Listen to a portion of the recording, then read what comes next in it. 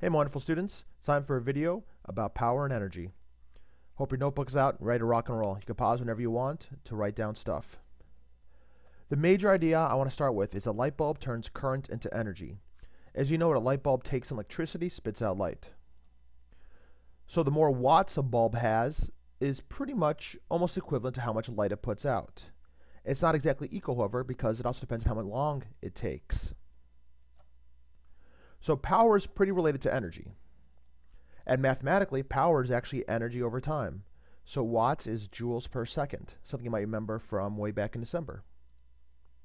Now for circuits, there are two mathematical relationships you really want to use. On the left-hand side, we have power is the potential difference times amps. Notice the delta symbol, because remember, it's not about the actual voltage, but how much it changed by. On the right-hand side, we also have power is amps times ohms, but it's amps squared. The left-hand one's really useful for looking at parallel circuits.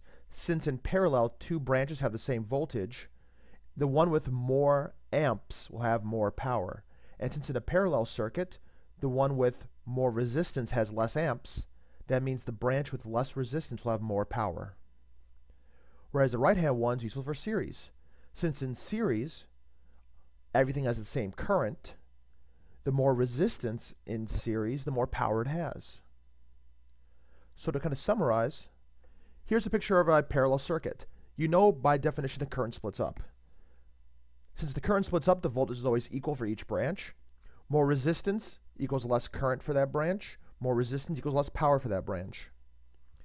And here's a series. Since there's no split, the current is always the same for each one, but the voltage splits up. And it splits up so that in order to have the same flow, you must have more push when there's more resistance.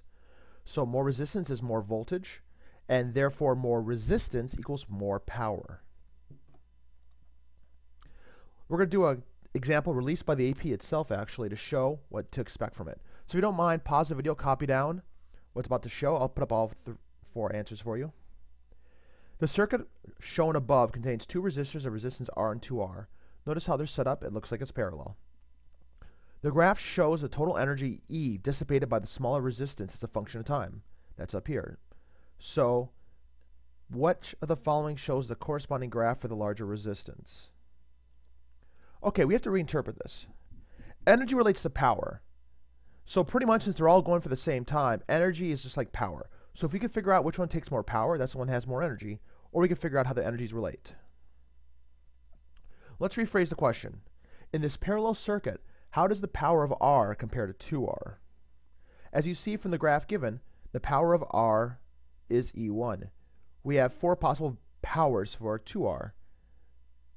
Twice it, the same, half, and a fourth. Since this is parallel, the current splits up, so they both have the same voltage. Therefore, the double resistance will have half the current than R. Because it has twice the resistance with the same voltage, it'll have half the flow. We're going to use that equation I showed you before. Power is delta V times I. Since the 2R has the same voltage but half the amps, it's going to have half the power, which means it's going to have half the energy in the same time.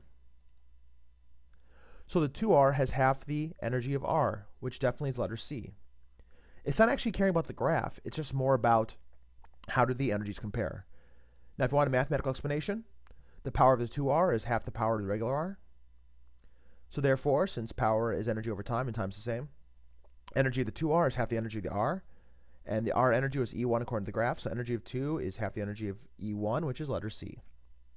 Hopefully this sheds some light on parallels, series, and power and energy. I look forward to talking to you in the next video.